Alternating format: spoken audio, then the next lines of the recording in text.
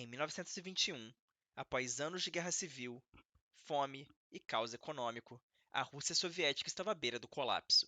A população urbana despencava, a produção industrial ruía, e camponeses se revoltavam contra o confisco de grãos.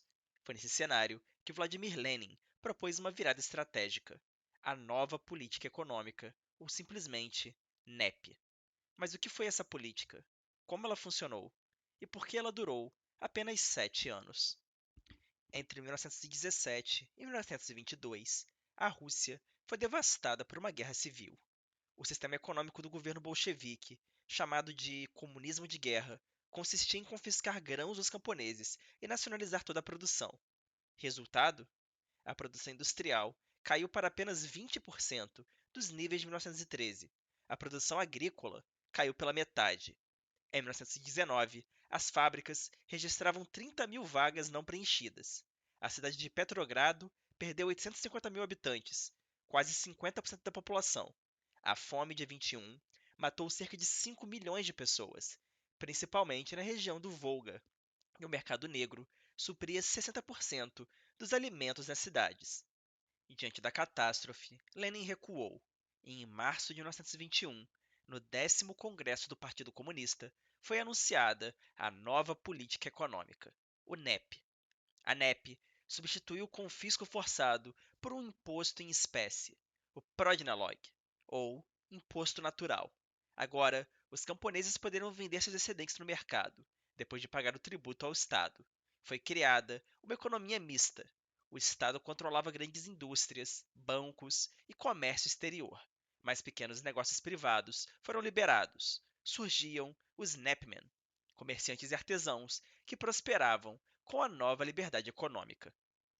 Entre 1922 e 1924, a União Soviética passou por uma importante reforma monetária. Foi introduzido o Chervonet, uma moeda lastreada em ouro que estabilizou a economia. A produção voltou a crescer.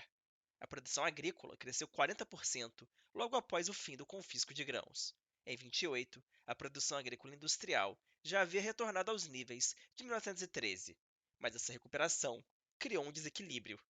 Enquanto a agricultura florescia, a indústria, ainda controlada pelo Estado, aumentava seus preços para manter a arrecadação. Já os preços agrícolas caíam com a superprodução camponesa. Esse fenômeno foi chamado por Trotsky de crise das tesouras. Preços industriais subindo, preços agrícolas caindo. Para comprar os produtos urbanos, os camponeses precisavam vender cada vez mais trigo, o que os desestimulava a produzir. Os Napmen eram comerciantes urbanos e artesãos rurais que surgiram com a liberação do mercado. Estima-se que até 3 milhões de pessoas atuaram como Napmen. Eles eram tolerados, mas constantemente taxados e estigmatizados como capitalistas inimigos do povo. Em 24, o comércio estatal com os Napmen caiu de 14,7% para 2,1%. Ainda assim, decretos de 25 e 26 reduziram seus impostos, tentando manter a economia girando. Com a morte de Lenin, em 1924, o futuro da NEP ficou em aberto. Inicialmente, Stalin adotou uma postura moderada, mas ao consolidar o poder, ele revogou a NEP e implantou a coletivização forçada. Em 28, com o início do primeiro plano quinquenal, o Estado voltou a controlar toda a economia. Os Napmen foram perseguidos, a propriedade privada foi extinta e o país entrou numa era de planejamento central.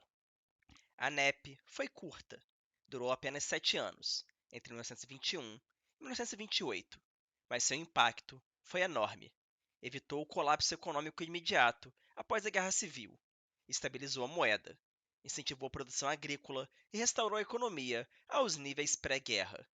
Também criou tensões internas no Partido Comunista e inspirou futuras reformas econômicas, como a de Deng Xiaoping na China nos anos 80, que elogiava abertamente a NEP como um modelo viável de socialismo.